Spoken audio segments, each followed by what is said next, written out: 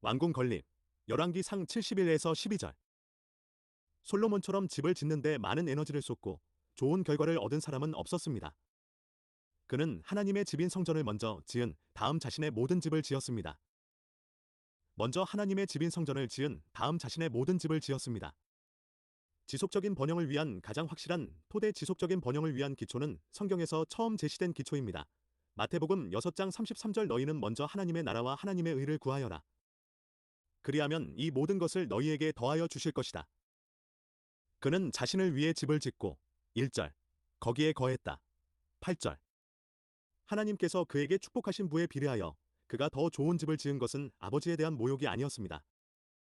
이 세상에서의 편안함은 마음에 맞는 집을 갖는 것과 많은 관련이 있습니다. 그는 7년도 채 안 되어 성전을 지었습니다. 집을 짓는데 13년이 걸린 것은 그가 더 검소해서가 아니라 하나님의 집을 짓는 것보다 자신의 집을 짓는 데는 열심하지 않았다는 것입니다. 자신의 집을 짓는데 덜 열심히 일하고 마음이 적었기 때문입니다. 자신의 궁전을 짓는 것이 급한 것은 아니었지만 성전이 완공되어 사용할 준비가 될 때까지 기다릴 수 없었습니다. 이와 같이 우리도 우리 자신의 편안함과 만족보다 하나님의 영광을 우선시해야 합니다. 그는 레바논 숲에 집을 지었습니다. 그 집은 예루살렘 근처에 있을 것입니다.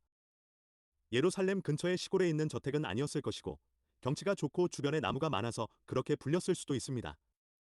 하지만 저는 오히려 레바논의 숲속에 지어진 집이라고 생각하고 싶습니다. 거기는 예루살렘에서 아주 먼 거리였지만 솔로몬은 기병과 마부가 매우 많아서 흩어져 있었으며 아마도 솔로몬의 중간 기착지로 사용되었을 것입니다. 7절에 언급된 그의 왕자가 레바논 숲속의 집에 있었을 가능성은 거의 없고 그의 방패가 무기 창고에 있었다는 것은 전혀 적절하지 않았습니다. 예루살렘에 있는 그의 집뿐만 아니라 레바논에 있는 그의 집도 특별히 언급되어 있습니다. 9장 19절. 그리고 레바논에 있는 다마스커스를 향한 두 개의 망루 7장 4절. 도 그의 집의 일부였던 것으로 보입니다. 백향목으로 유명한 레바논에 지어진 이 집은 기둥과 들보, 그리고 다음과 같이 자세히 묘사되어 있습니다. 지붕은 모두 삼나무였고 3절. 전망이 좋도록 설계되었으며 각 방향에 3층 높이의 창문이 있었습니다. 각 방향에 창문이 있어서 빛과 빛이 만났다. 4. 5절. 또는 전망과 전망이 만났다. 개역개정 성경은 마주하다라고 읽습니다. 시골에서 태어나 도시에서 사는 사람들은 시골을 늘 그리워합니다. 역사상 가장 위대한 왕들 중 일부는 시골에서 휴양하던 시절을 가장 즐거웠던 시절로 꼽았습니다. 솔로몬은 예루살렘이나 레바논에 있는 자신의 집 앞의 기둥으로 집을 지었다. 6절. 그것은 매우 유명했습니다. 아마도 이 방은 중개인이나 관리인의 방으로 사용되었을 수도 있고 그를 섬기는 사람들이 업무 목적으로 사용되었을 수도 있습니다. 그의 존엄과 위엄을 보여주기 위해 사용했을 수도 있습니다.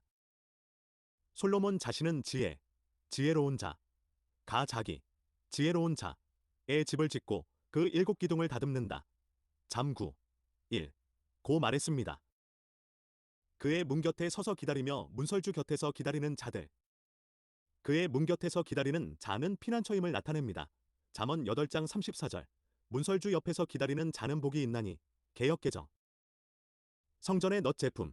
열왕기상 7장 13에서 47장. 이 구절은 성전 건축에 사용된 노스의 가공을 언급하고 있습니다. 다윗은 성전 기구를 위해 철을 준비했지만 역대상 29장 2절. 성전에는 철이 사용되지 않았습니다. 철물이 무엇인지는 말하지 않고 노쇠와 다른 도구였다고만 말합니다. 솔로몬이 이 일을 위해 고용한 노쇠 세공인은 히람 또는 후람이었습니다. 대하 4장 11절. 그는 어머니 쪽은 납달리 지파의 이스라엘 사람이었고 아버지 쪽은 두로 사람이었다. 14절. 그가 두로 사람으로서 은사, 달란트, 재능을 받았으며 이스라엘 사람으로서 하나님을 섬기는 데 애착을 가졌다면 그의 머리에는 두로인이고 그의 마음에는 이스라엘 사람으로서 두 민족의 피가 그 안에 섞인 것은 다행이었습니다. 이것은 그가 계획한 일을 할 수 있는 자격을 갖추게 합니다. 그렇습니다. 유대인의 회당이 애굽의 제물로 지어진 것처럼 성전은 두로의 지략으로 지어졌습니다. 하나님께서는 인자, 사람의 아들에게 주어진 일반적인 은사를 사용하여 자신의 일을 하실 것입니다. 두로가 사용한 노쇠는 최고급이었습니다. 모든 놋그릇은 빛나는 넛, 45절, 곧 좋은, 72력은 이렇게 표현합니다. 놋으로 만들어졌습니다. 놋쇠로 만들어졌기 때문에 가장 강하고 모양이 가장 좋았습니다. 가장 위대한 하나님께 영광을 돌리고 최대한으로 섬겨야 합니다. 모든 놋그릇을 부어 만든 곳은 요단 평야였습니다. 46절. 요단 평야는 놋을 부어 만들기에 적합한 단단하고 진흙이었기 때문입니다. 놋을 만들기에 충분히 단단하고 진흙이 많았습니다. 또한 솔로몬은 예루살렘 안이나 근처에는 이런 놋을 가공하는 연기와 공해를 일으키 무로하지 않았을 것입니다. 놋그릇을 만들기 위한 놋이 풍부했습니다. 놋그릇이 너무 많아서 셀 수도 없고 계수할 수도 없고 측정할 수도 없었다. 나는 뜻이기도 합니다. 47절. 그것들을 모두 세는 것은 끝없는 작업이었을 것입니다. 놋을 직공들에게 주었을 때에도 그들은 무게를 재지 않았다. 직공들은 매우 정직했고 놋이 다 떨어질 위험도 없었습니다. 솔로몬이 그렇게 많은 놋을 조달했다는 사실은 그가 무관심했기 때문이 아니라 재료의 부족함을 매우 염려했기 때문입니다. 전재산을 털어 예수님께 향유를 깨뜨려 예수님의 발을 씻은 막달라 마리아의 사랑과 비유해도 과하지 않습니다. 황동에 대한 몇 가지 세부 사항이 제공됩니다. 성전뜰의 실내 공간, 주랑, 의 두 기둥. 21절. 세워진 두 놋 기둥은 성전 지붕 아래 또는 바깥에 있었다. 확실하지는 않지만 성전과 제사장들의 안뜰 사이에 있었습니다. 이 기둥들은 문을 고정하거나 건물을 지탱하기 위한 것이 아니라 순전히 장식적이고 위험 있는 것이었습니다. 여기에 주어진 정교한 작업에 대한 설명에서 우리는 그 장식이 얼마나 아름다웠는지 알 수 있습니다. 바둑판 모양, 그물, 사슬, 백합, 석류, 빛나는 놋쇠 등이 그것입니다. 물론 이것들은 아름답게 자르고 모양을 측정했습니다. 두 기둥의 이름에는 중요한 의미가 있습니다. 한 기둥은 약인이라고 불렀는데 이는 그가 설이라는 뜻입니다. 다른 기둥은 그는 힘이 있다는 뜻의 보아스라고 불렀습니다. 이 기둥들은 이스라엘 백성을 광야에서 인도한 구름 기둥과 불 기둥을 기념하기 위해 세워졌습니다. 이스라엘 백성을 광야에서 인도한 기둥을 기념하기 위해 세워졌습니다.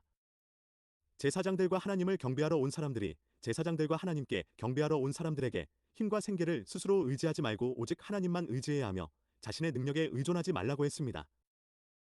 우리가 하나님을 섬기는 마음이 괴롭고 불안할 때 믿음으로 하늘의 도움을 요청합시다. 위로부터의 도움. 이 방황하는 마음을 약인 하나님이 붙잡아 주실 것입니다. 오직 하나님의 은혜로 세워지는 마음은 연약하고 무능하여도 거룩한 의무를 수행할 수 있습니다. 우리의 기도는 하나님이 우리를 돕고 있다는 증거이며 내가 약하고 쓰러질 때 성전 문 앞에 뜰에 있는 두 기둥처럼 하나님이 우리를 도우시고 붙들고 계시고 있다는 것입니다. 즉 보아스 가둥 안에서 그분이 우리의 힘이라는 사실을 가지고 있습니다. 그분은 우리 안에서 일하셔서 우리가 동기를 부여하고 수행할 수 있게 하십니다. 나는 주 하나님의 힘으로 걸을 것입니다. 영적 힘과 안정은 하나님의 거룩한 집의 문에서 찾을 수 있습니다. 하나님의 문은 우리가 은혜의 수단에 접근하고 은혜의 선물을 기다리는 곳입니다.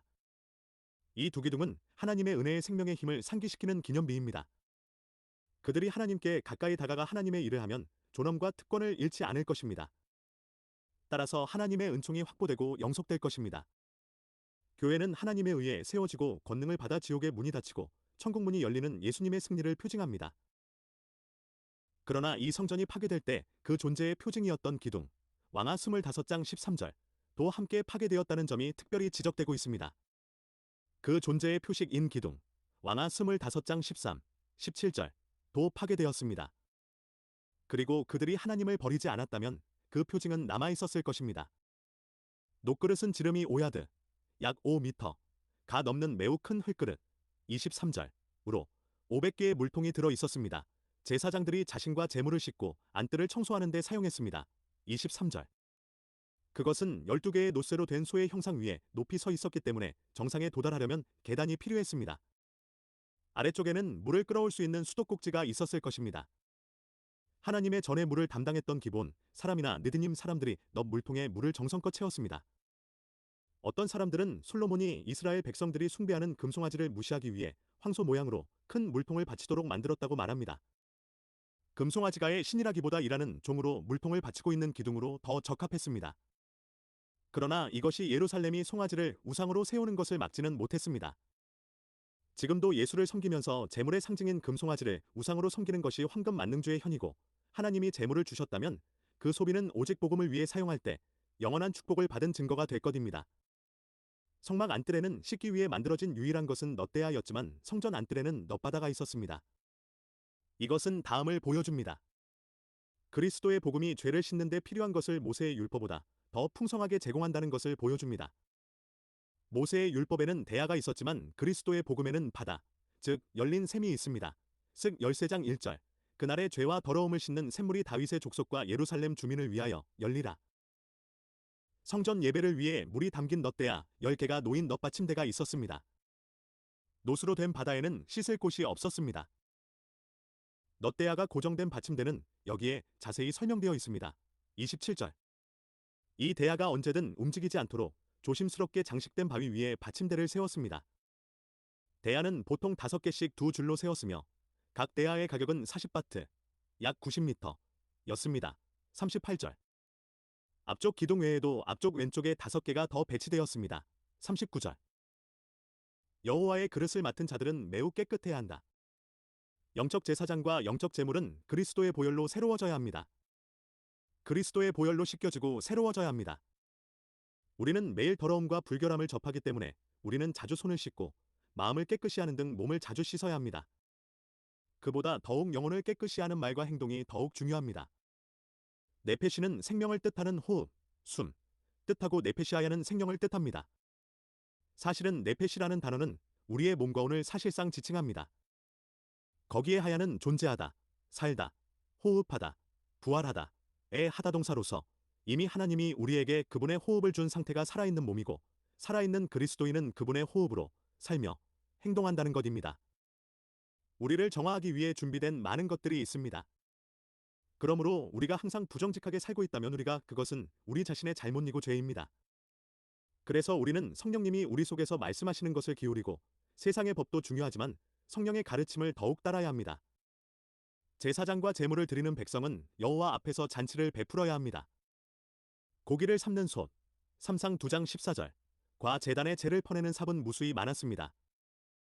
누군가는 이 단어는 냄비에서 고기를 꺼내는 고기 갈고리를 가리킨다고 생각합니다. 대야도 노수로 만들어져 희생 제물의 피를 담는 용도로 사용되었습니다. 이 모든 것은 노수로 된 제단의 모든 기구를 위한 것이었습니다. 제단의 모든 기구는 노수로 만들었습니다. 출 38장 3절. 이 도구들은 처음 사용한 후에는 폐기하거나 덮어야 했기 때문에 대량으로 만들어 쌓아 두었습니다. 따라서 솔로몬은 그런 것들을 위해 많은 돈을 가지고 있었습니다.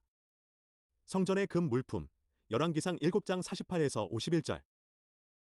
성전을 금으로 장식하는 것이 마지막 작업이었던 것 같습니다. 이것이 작업의 끝이었습니다. 하나님의 일이 끝났습니다. 문은 모두 금으로 단장되었고 언약궤가 들어있는 법궤를 제외하고는 새롭게 단장되었습니다. 오래된 금제단, 상, 촛대는 모든 부속품과 함께 녹여내거나 치워졌습니다. 분향 제단은 여전히 그리스도와 그분의 중재가 여전히 동일하기 때문에 여전히 한 가지였습니다. 그러나 그는 10개의 금상을 만들었습니다. 대야 4장 8절. 금상의 형태는 알 수 없지만 아마도 솔로몬의 열조이거나 그 밖의 영적 존재를 상징하는 것이라고 할 수밖에 없습니다. 고대에는 많은 의미를 부여하는 상, 사람 또는 강한 동물의 부조물을 만들어 상징적으로 나타내는 것을 당연하게 생각했습니다. 그러나 모든 부조물은 우상이 될 수 있습니다. 십자가 또한 그리스도의 상징이 되는 것이지 그것이 어떤 신비로운 존재가 돼서는 안 되는 것입니다. 아마도 그 옆에 있던 다른 금상들보다 더 컸을 것입니다. 10개의 금 등잔대를 만들었더라. 49절. 이러한 사실들은 모세의 율법보다 복음이 우리에게 더 많은 영적 양식과 하늘의 빛으로 우리에게 축복을 주었음을 시사합니다. 심지어 문설주까지 금으로 만들어 50절. 모든 것이 장엄하게 보이며 솔로몬의 하나님께 드리는 아낌없는 관대한 마음을 반영합니다. 하나님의 성전의 장엄과 위엄, 금과 보석, 이 사람들을 우상으로부터 멀리하기 위한 것이라고 믿습니다. 중요한 것은 금이나 은이나 그런 것들이 하나님을 상징하는 어떤 것도 될 수 없지만 단지 솔로몬이 하나님을 향한 숭배의 마음이 성전에 녹여 있다고 봐야 합니다. 그러므로 오늘날 성령 시대는 건물의 가치 믿음의 마음을 더 화려하게 하는 것이 아니라 오히려 그 화려했던 예루살렘 성전을 허물고 사흘 만에 부활하신 예수님이 성전이이고 그리스도와 연합된 복음의 사람은 각자가 성전인 것입니다. 그래서 우리는 금보다 은보다 더 값진 보물이고 왕같은 제사장이며 거룩 존재로 예수님처럼 살 수가 있는 것입니다. 다윗은 하나님의 영광을 위해 드려진 것들을 성전 곳간으로 가져갔습니다. 51절. 집과 가구의 미사용 물품, 수리 또는 긴급 상황에 대비하여 가져간 것이라 생각합니다. 경건과 자신의 사업을 위해 드려진 것은 하나님께 기쁘게 드려야 합니다. 그러면 자녀들은 부모의 부와 축복을 물려받게 될 것입니다.